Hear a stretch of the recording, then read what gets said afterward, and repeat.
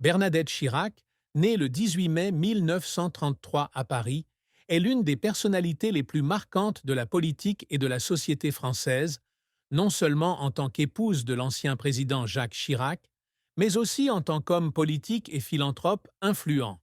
Depuis plus de 6 décennies, elle soutient son mari dans ses campagnes électorales, tout en construisant sa propre carrière politique en tant que conseillère municipale en Corrèze et en dirigeant des associations caritatives telles que l'Opération Pièce jaune et la Fondation Claude Pompidou. Pourtant, derrière l'image d'une femme forte, élégante et dévouée, Bernadette Chirac souffrait d'une profonde douleur qu'elle révélait rarement en public. Finalement, à travers de rares apparitions et des partages privés, elle a admis la vérité la plus triste de sa vie. La douleur d'avoir perdu sa fille aînée Laurence en 2016, qui a lutté contre l'anorexie mentale et a tenté de se suicider à plusieurs reprises tout au long de sa vie.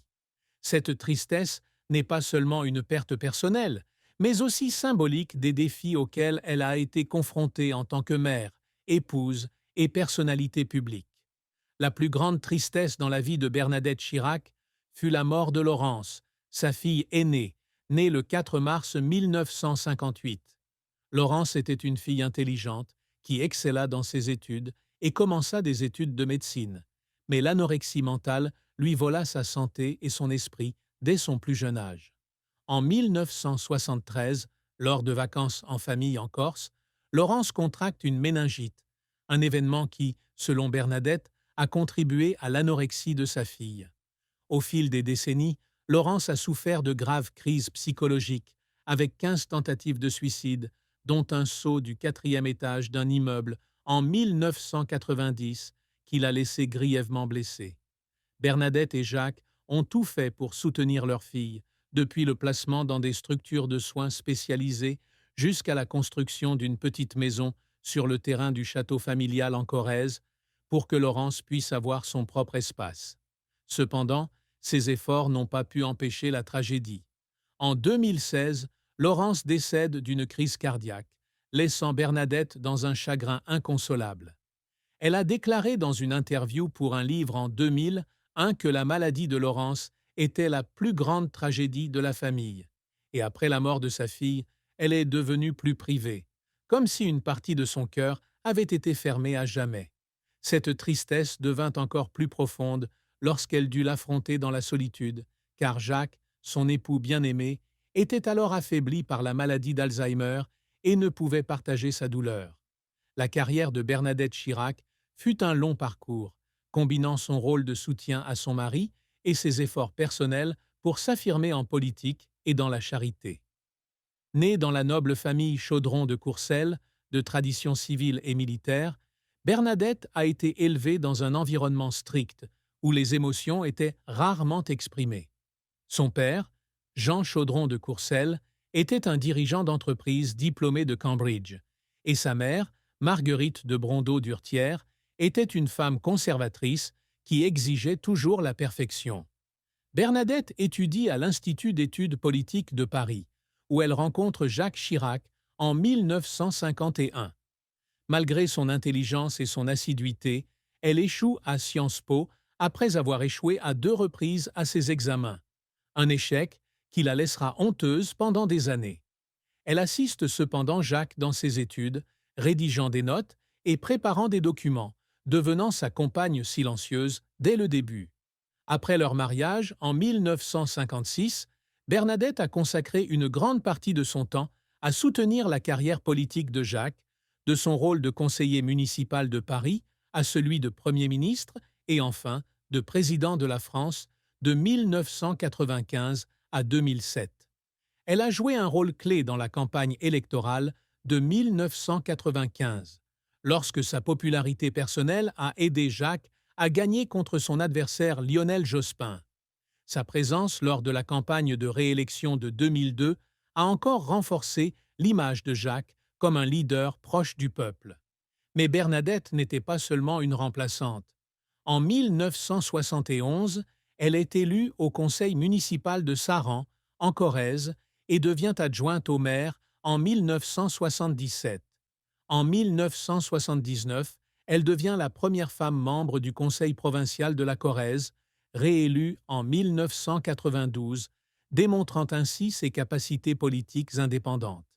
Elle a également fondé l'Association pour la promotion des arts et a assumé des rôles de direction dans des organisations caritatives, notamment Opération Pièce jaune depuis 2001, un programme qui collecte de la petite monnaie pour améliorer les conditions hospitalières des enfants, et la Fondation Claude Pompidou depuis 2007, qui soutient les personnes âgées, les malades et les personnes handicapées.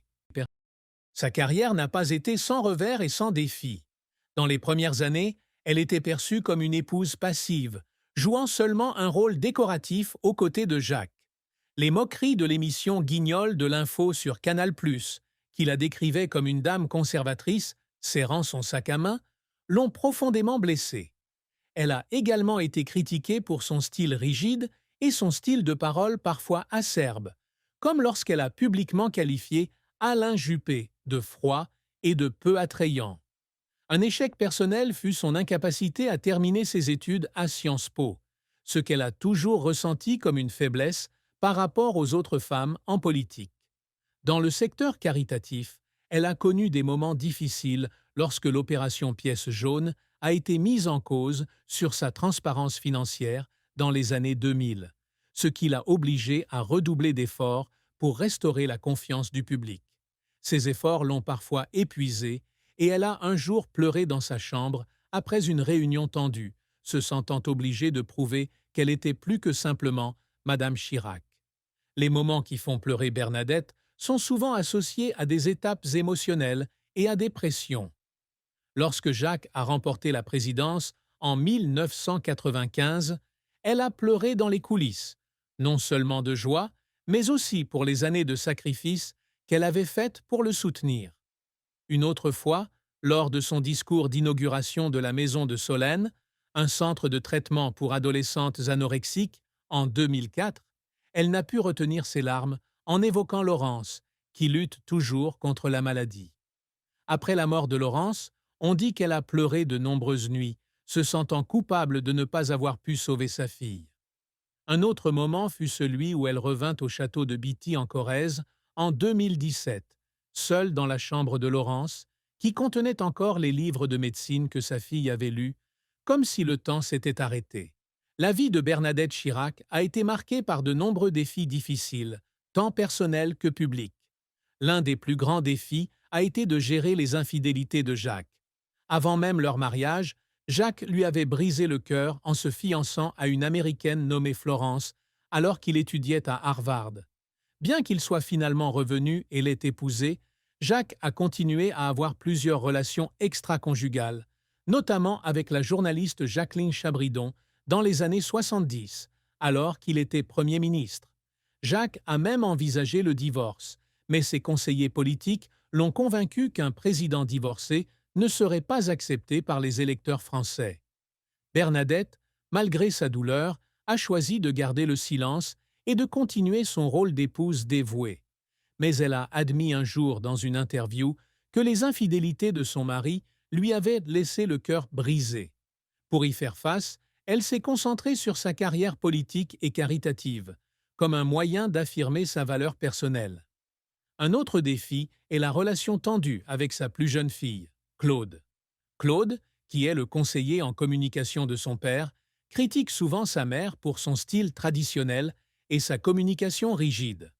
Bernadette se sent blessée lorsque Claude modifie publiquement ses discours ou lui demande d'éviter de se présenter à certains événements pour ne pas faire de l'ombre à Jacques.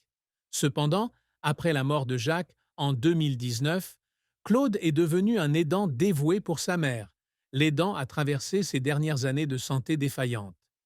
Bernadette a également connu des difficultés pendant la Seconde Guerre mondiale, lorsqu'elle et sa mère ont dû fuir Paris en 1940 pour échapper aux Allemands, vivant temporairement au château de Coudènes dans le Lot-et-Garonne, puis à Marcaux dans le Loiret. Ces années, même si elle était jeune, lui ont laissé un sentiment d'insécurité quant à la stabilité de sa famille. Sa propre santé a également constitué un défi majeur dans ces dernières années. À 90 ans, Bernadette est confinée dans un fauteuil roulant, son corps est faible et émacié, mais son esprit est toujours vif.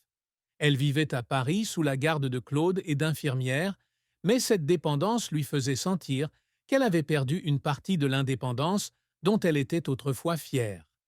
La mort de Jacques en 2019, après des années de lutte contre la maladie d'Alzheimer, a été un autre choc.